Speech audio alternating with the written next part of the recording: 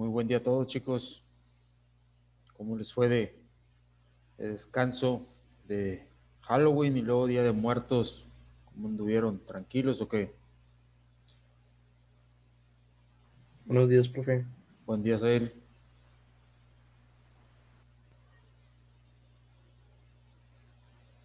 Ok, vamos a continuar con las sesiones, con las clases. Ya esta es la tercera semana, chicos. Ya la próxima semana, el día miércoles, nos estaremos poniendo de acuerdo para la cuestión del examen también. Entonces traten de entregar lo que tengan pendiente, traten de ponerse al corriente esta semana para que no se les vaya acumulando más tarea en ese aspecto. Hoy más tardecita les voy a estar cargando por medio de la plataforma de Classroom la tarea correspondiente a esta semana o la investigación. Los que tengan todavía tarea de la semana pasada pendiente y actividades, todavía estamos a tiempo de que las carguen para que no se les vaya acumulando más material en ese aspecto. Ok, vamos a empezar.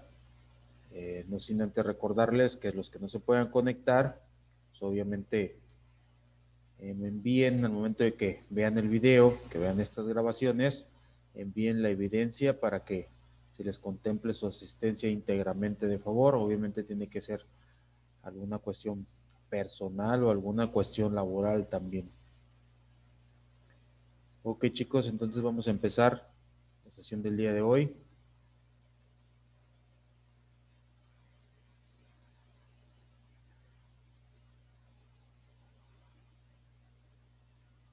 Estábamos viendo cuestionamientos en relación al derecho aduanero, habíamos visto otras cuestiones, habíamos visto jurisprudencia también, algunas definiciones de acuerdo y apegado a derecho de lo que es, en este caso, despachos aduaneros, lo que es una aduana también, y estábamos viendo lo que es mercancías, de acuerdo a la definición, pegado obviamente al derecho aduanero. Nos decía que las mercancías es todo bien tangible, susceptible de apropiarse o no apropiarse en determinado momento. Dice la ley aduanera que según son los productos, artículos, efectos y cualquier otros bienes, aun cuando las leyes los consideren inalienables o irreductibles a propiedad particular. De hecho, habíamos platicado respecto a eso, cuando es susceptible o no es susceptible de apropiarse en determinado momento o no apropiarse. Obviamente cualquier cuestión, habíamos comentado, pues por ejemplo la ropa, obviamente si estamos pasando por la aduana, la traemos puesta, pues se da por entendido que es a lo mejor cuestiones de artículos personales también, que la ropa pues es una cuestión personal, entonces no nos van a estar pidiendo, a ver, demuéstrame que compraste la ropa y demuéstrame ticket y facturas. Eso lo habíamos platicado con anterioridad, no son cuestiones como a lo mejor un automóvil, que obviamente en determinado momento nos pueden pedir la factura, nos pueden pedir un pedimento también, etcétera, etcétera. Entonces, es la diferencia obviamente en los tipos de mercancías. Obviamente, como hemos platicado, pues hay mercancías que realmente no están permitidas, no está permitida la entrada a algún tipo de país en el territorio. Obviamente cada país tiene sus restricciones en ese aspecto, restricciones arancelarias. Entonces, pues obviamente va a depender las restricciones arancelarias de cada país, qué tipo de mercancía está realmente permitido entrar o no está permitido entrar. De hecho, ya les había encargado una actividad respecto a esa situación también. Dentro de un marco constitucional, obviamente apegado a derecho aduanero, ¿cuál sería? O sea, el marco constitucional es la cuestión más que nada en qué se basa, cómo se promulga la ley. Profe, no se escucha nada. ¿No me escuchan, chicos? Sí, profe. ¿Sí? Sí. Sí, yo sí lo escucho. Sí, profe. Entonces nada más, bueno, los que se escucha intermitente o no se escucha, nada más chequen la conexión a internet. Si les falla algún tipo de estabilidad, desconéctense y vuélvanse a conectar para que obviamente se recicle la plataforma de Zoom en ese aspecto, porque a veces sí se cicla en esa cuestión a veces. Ok, entonces vamos a continuar, chicos. Les decía, la cuestión del marco constitucional de acuerdo y apegado a derecho. La primera cuestión es la que faculta al presidente de la República a establecer toda clase de puertos, aduanas marítimas, fronterizas, de acuerdo al artículo 89, fracción 13ª. Entonces, de acuerdo a lo que menciona la ley aduanera, pegado a derecho aduanero, es la primera, obviamente la primera cuestión, la facultad es el presidente de la República. Como segunda facultad, de acuerdo a derecho aduanero, tenemos el Congreso de la Unión. Este faculta al momento de establecer contribuciones sobre el comercio exterior, entendiéndose como comercio exterior la compra-venta de mercancías en el extranjero.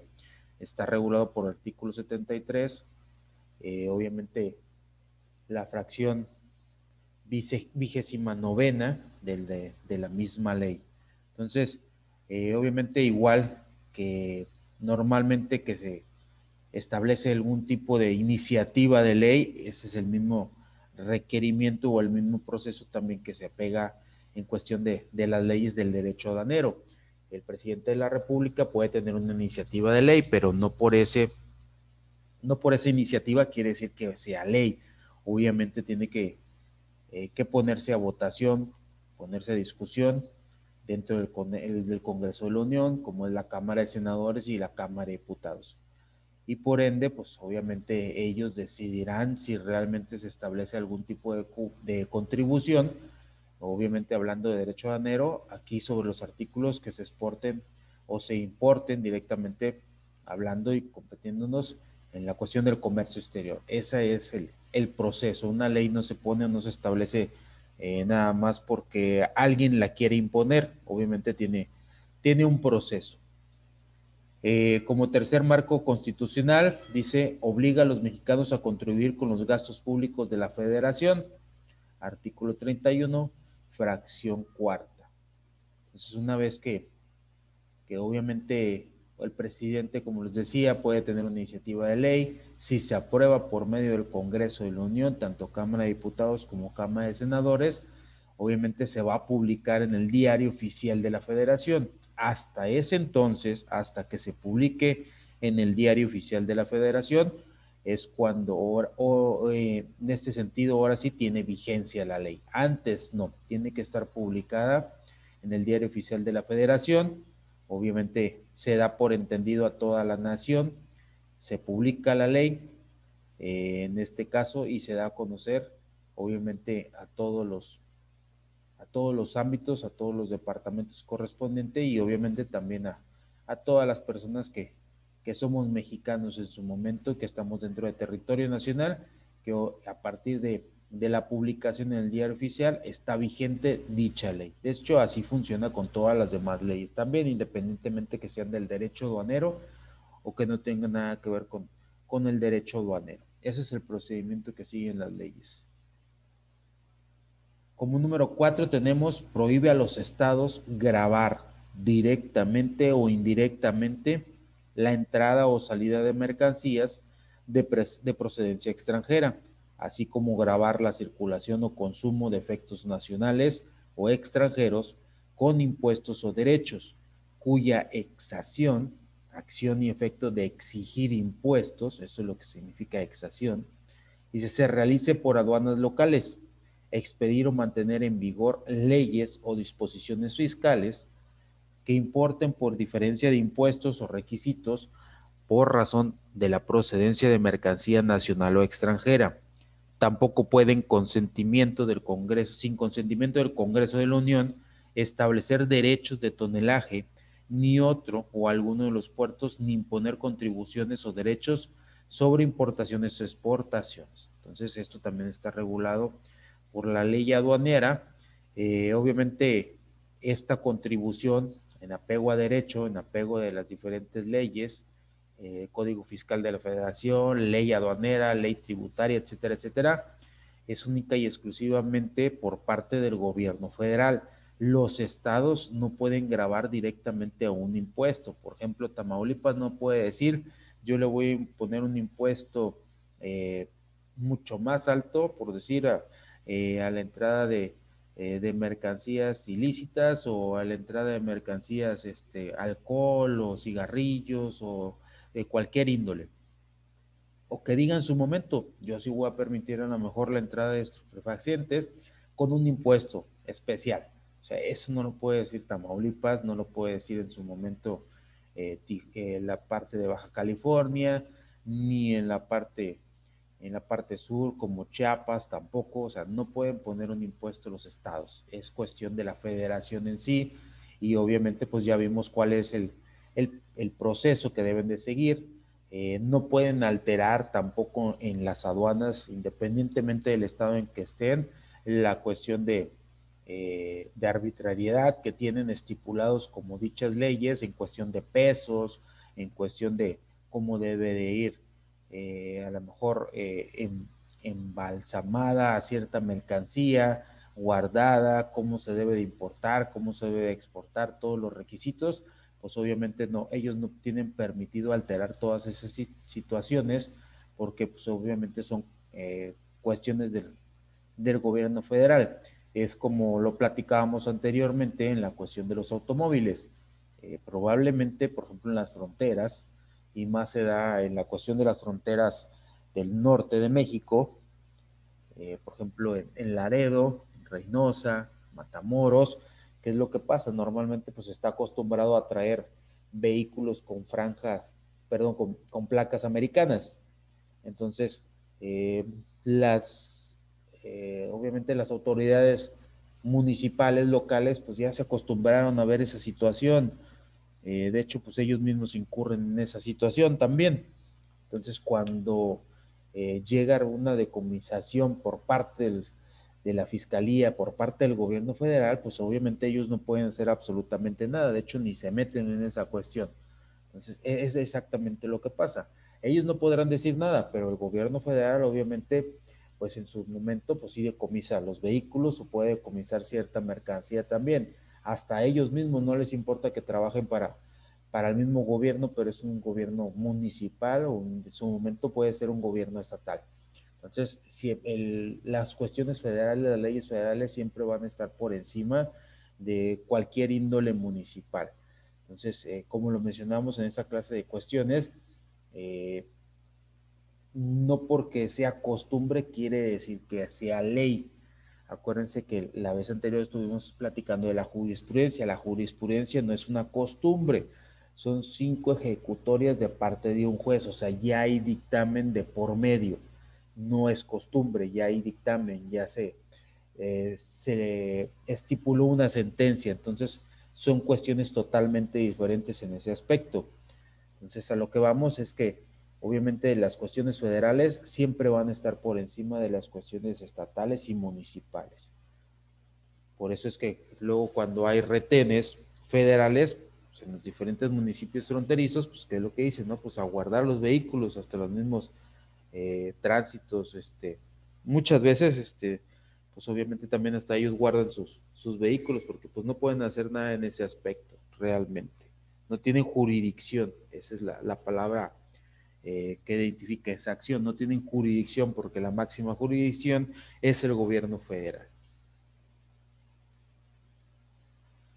Como número 5, también dentro del marco constitucional, nos dice, señala que es facultad privativa de la federación gravar las mercancías que se importen o exporten o que pasen de tránsito por territorio nacional, así como reglamentar y prohibir por motivos de seguridad o de policía.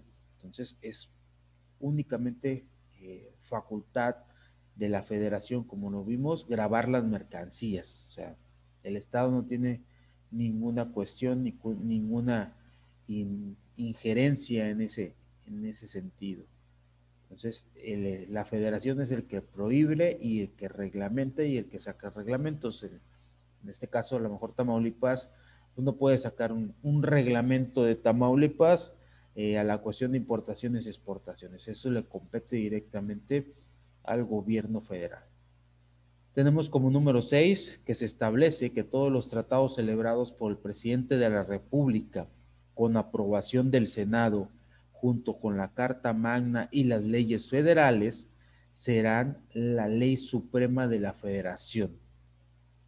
Obviamente es lo que venimos ratificando.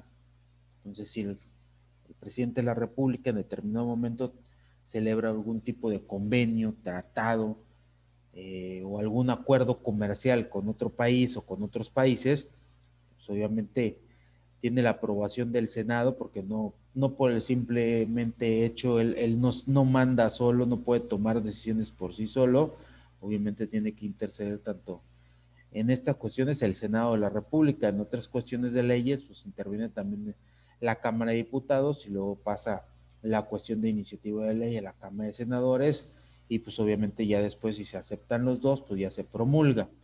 Entonces aquí pasa exactamente lo mismo, se celebra el tratado y obviamente aprobado por la Cámara de Senadores, no en sí el propio presidente de la República.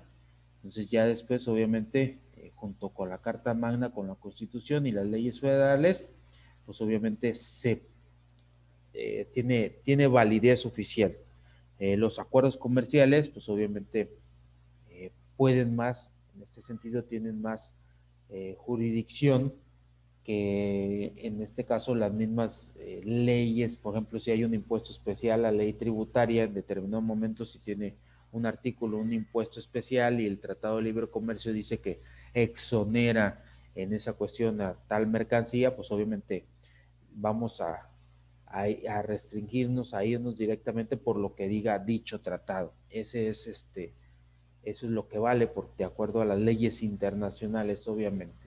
Entonces, como sabemos de antemano, todas estas cuestiones pues están reguladas por organismos internacionales. En este caso es la OMC, la Organización Mundial del Comercio, que regula que todas estas cuestiones, todos los tratados se estén llevando conforme a pie de negociación y que se estén respetando obviamente todos los lineamientos y todas las reglamentaciones que se determinaron en dichos tratados internacionales como tal.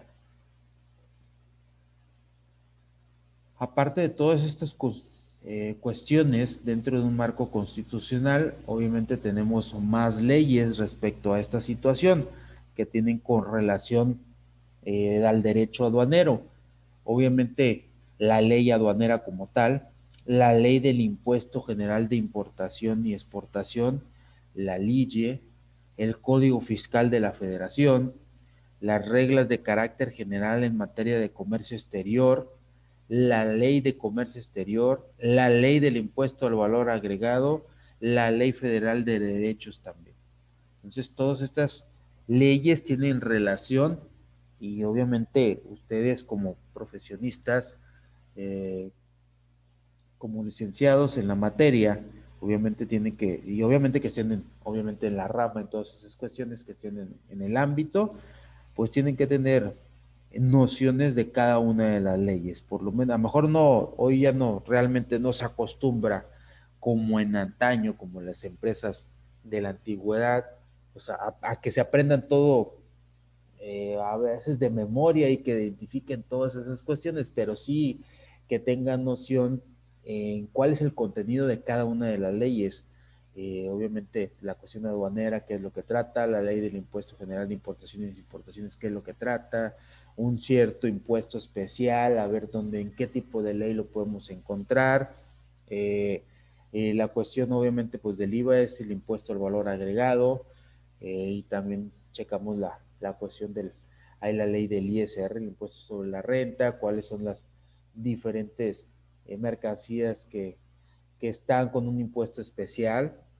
Hoy en día tenemos la facilidad que la información pues obviamente ya está cargada en la red, pero no por ende quiere decir que no pongamos atención y diferenciar el contenido de cada una de las leyes en su momento, porque hay cuestiones donde realmente sí debemos de citar dichas leyes. Entonces debemos de tener, se le denomina la base legal de obviamente de los artículos y de las cuestiones que en determinado momento nos van a servir para juzgar o identificar ciertas acciones que se requieren dentro de las exportaciones e importaciones de mercancías.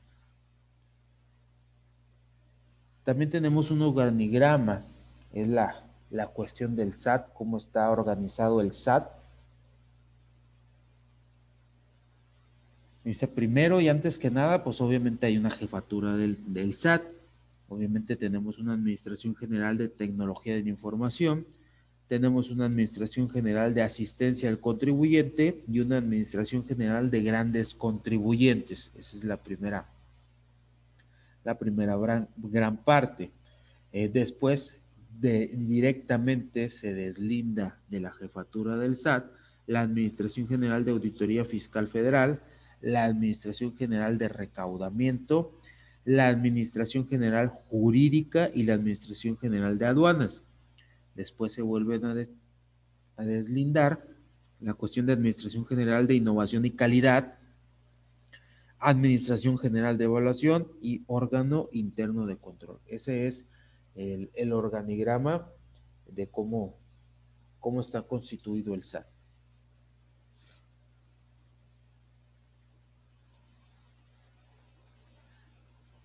De acuerdo a su organigrama, obviamente hay una presidencia, un secretario técnico de la Comisión del Servicio Fiscal de Carrera. Hay una Administración General de Tecnología de la Información, como lo vimos, Administración General de Grandes Contribuyentes, Administración General de Asistencia al Contribuyente, Administración General de Recaudación, Administración General de Auditoría Fiscal Federal, Administración General Jurídica, Administración General de Aduanas, que es la que les compete directamente a ustedes en determinado momento. Hay la Administración General de Innovación y Calidad, Administración General de Evaluación, unidades administrativas regionales, administraciones estatales y metropolitanas y administraciones locales y aduanas. Ok, ¿hasta aquí tienen alguna duda, chicos, o algún comentario o algo que quieran aportar a lo que estamos exponiendo, lo que estamos platicando? ¿Alguien que tenga alguna duda, algún comentario?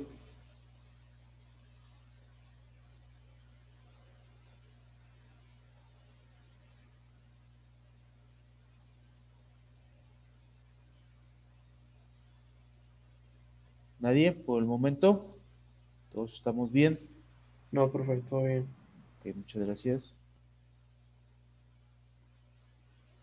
Ok, entonces proseguimos. Ok, este es el organigrama de la Administración General de Aduanas, cómo está compuesta. Está compuesta por la Administración Central de Regulación del Despacho Aduanero. También está compuesta por la Administración Central de Laboratorio y Servicios Científicos, una Administración Central de Investigación Aduanera, Administración Central de Contabilidad y en este caso el glosario, dice Administración Central de Planeación Aduanera, Administración Central de Informática, Administración Central de Visitaduría, Administración Central de Seguimiento y Evaluación Aduanera, una Administración Central de Apoyo a la Inspección Fiscal y Aduanera, una Administración Central de Fiscalización Aduanera y una Administración de Servicios Administrativos. Entonces, pues hay obviamente mucha área donde se puedan desempeñar. Si realmente no se quieren desempeñar directamente a un despacho aduanero, pues obviamente dentro de las organizaciones fiscales, también directamente en el gobierno, pues hay determinadas instituciones estatales y paraestatales donde pueden desempeñarse. Obviamente pues hay que checar las convocatorias y hay que acudir a dichas convocatorias y seguir el proceso. Obviamente, como lo vimos en el organigrama, pues obviamente hay un administrador general de aduanas, un administrador central de regulación del despacho aduanero, obviamente hay administración central de laboratorio y servicios científicos, que es la primera parte que estábamos viendo, administración central de contabilidad y glosarios, administración central de planeación aduanera, central de informática, central de visitaduría, central de seguimiento y evaluación aduanera, Central de la Unión de Apoyo para la Inspección Fiscal y Aduanera. Obviamente toda esta información pueden ustedes acudir directamente al SAT o en su defecto acudir a las oficinas donde haya un recinto fiscal, ahí también les pueden brindar información.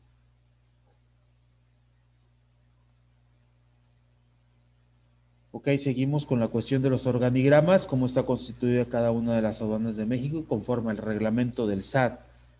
El administrador de la aduana es obviamente, la jefatura máxima o el que tiene la jerarquía máxima dentro de esta organización de aduanas, dentro del organigrama del SAT. El administrador de la aduana está como número 1.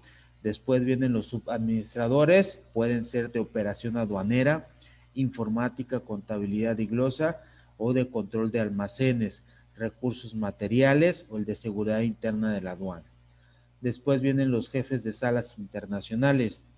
Como número 4 tenemos los jefes de departamentos. Como número 5, los jefes de secciones.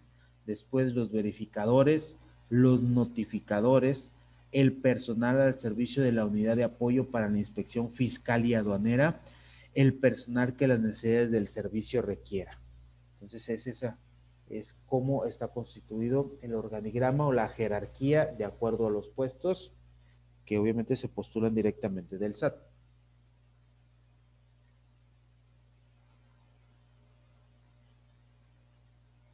¿Cuál es la competencia de las aduanas mexicanas? Obviamente pues tenemos, igual que en la educación y que diferentes empresas, pues tenemos competencias que hay que cumplir y eso está regulado y así se evalúa en determinado momento, se supervisa pues obviamente las actividades desempeñadas por los diferentes perfiles o los diferentes puestos que obviamente están registrados con la aduana.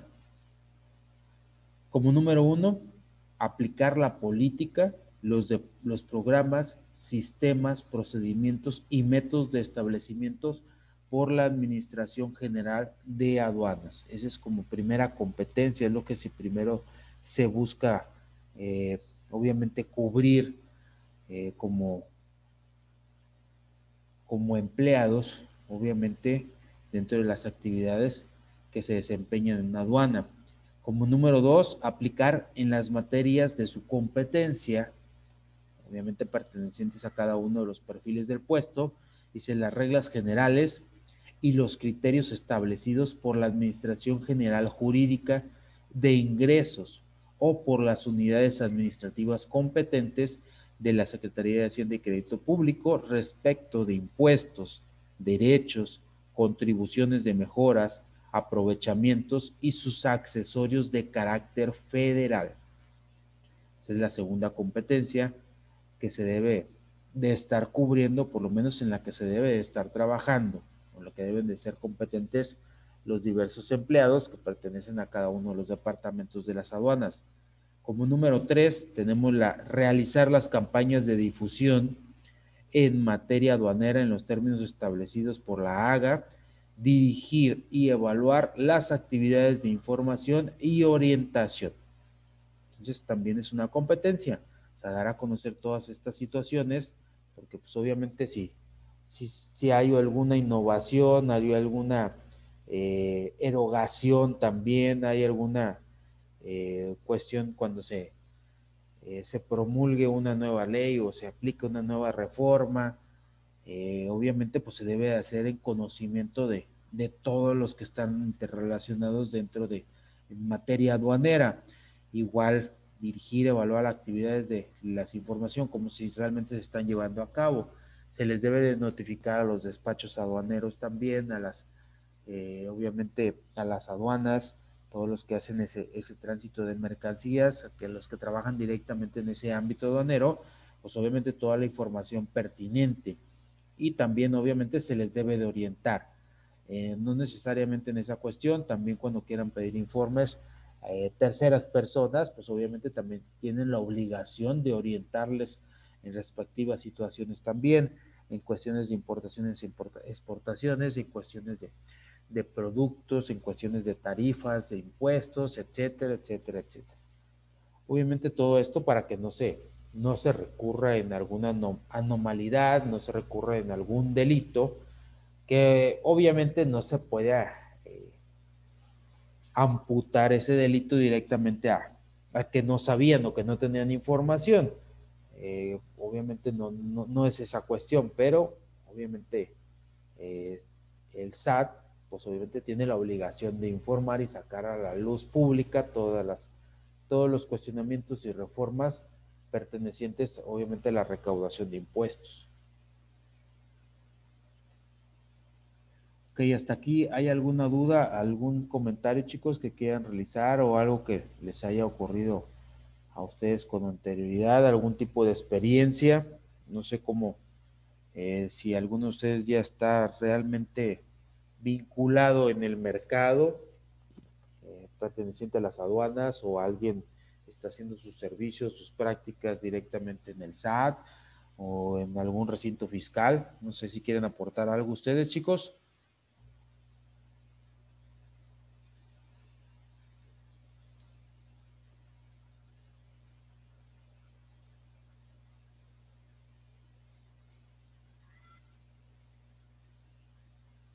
¿Nadie? ¿Todos estamos bien?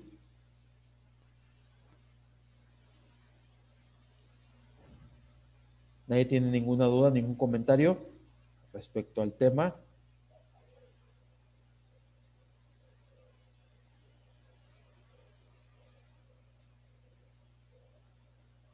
Gaby, ¿algún comentario, Gaby? No, profe. Ok, gracias, Gaby. Ismael, ¿querías aportar algo, Ismael? No, profe.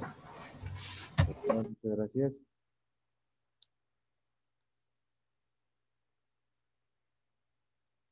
¿Nadie tiene ningún comentario? Julisa, ¿tienes algún comentario, alguna duda?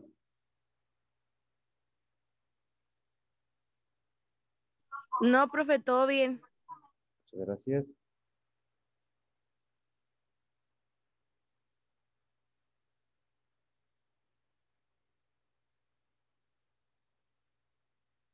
Werner, ¿algún comentario?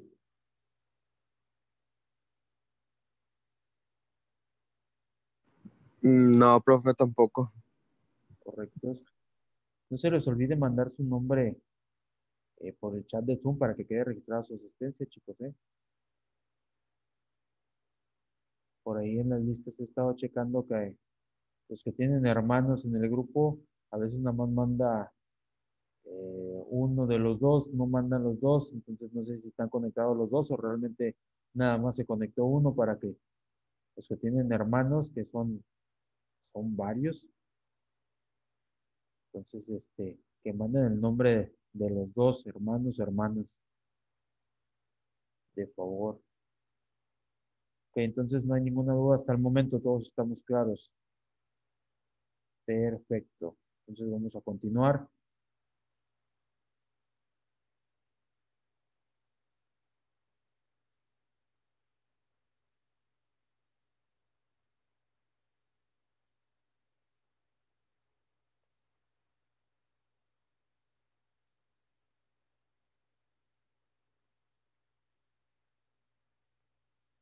Ok, toda esta cuestión para que rija el derecho no se puede dar si no existe una integración económica. Obviamente, aparte del derecho aduanero, como lo hemos platicado, también rige la cuestión del derecho internacional, también se relaciona en ese aspecto, también se vincula directamente con el derecho aduanero. Entonces, todo esto tiene que seguir un proceso de integración económica dentro de los países, toda la cuestión de los tratados de libre comercio. Entonces, ¿cómo es esta cuestión de integración económica como tal? Porque un país, pues obviamente, un país no hace absolutamente nada en cuestión de derecho, no hace nada en cuestión de integración política, integración comercial.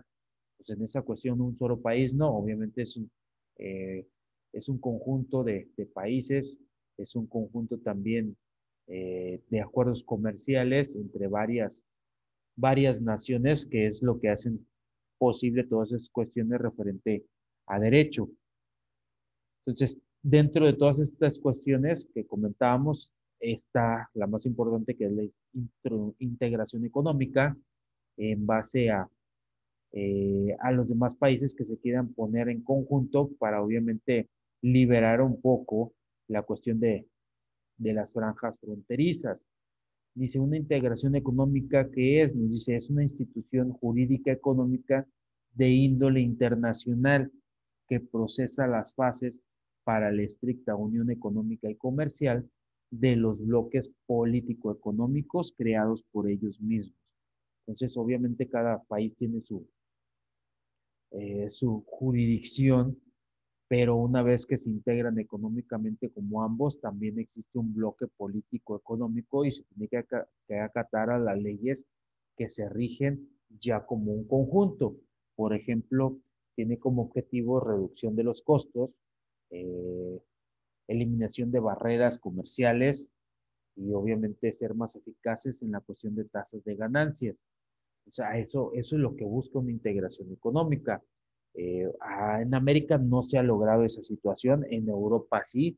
No todos los países de Europa obviamente están integrados a la Unión Europea como tal, a esa integración económica. Ya se rigen todos bajo una denominación gubernamental, aunque sean países, obviamente, pues tienen sus propias leyes, sus propias constituciones, pero en cuestión de materias, materia económica y también, pues obviamente ya políticas, pues ya se rigen como una misma comunidad. Anteriormente les mencionaba que ya existen fronteras o limitantes porque pues así lo determina, porque son países, pero pues obviamente ya pueden pasar, por ejemplo, de España a Francia, como si nosotros pasáramos de Veracruz a Tamaulipas o de Tamaulipas a Nuevo León, así andan ellos en Europa ya. Obviamente los que estén dentro de esta integración económica como tal. Tienen una divisa que es el euro. Algunos ya han perdido esa situación de las divisas eh, locales, si se les quiere llamar así de alguna manera.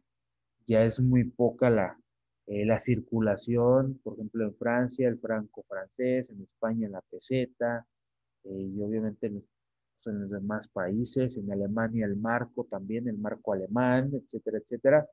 La única objeción que tenía Inglaterra por su cuestión de arraigo y cultura e historia es de que ellos no querían perder esa cuestión de la libra esterlina. Por eso, obviamente, ellos estaban en desacuerdo en esa cuestión y se iban a separar porque, pues, obviamente, la comunidad europea les pide en determinado momento que, obviamente, el euro sea la moneda principal y la divisa en circulación dentro de su gobierno. Entonces, los ingleses decían que no, que ellos seguían manteniendo su libra esterlina como tal. Ok, chicos, se nos va a terminar el tiempo de esta primera sesión. En unos minutitos más les mando el link para la segunda sesión y nos vemos en unos minutos más en la siguiente sesión. Muchas gracias por la atención. Ahorita en unos minutos más nos vemos. Muchas gracias.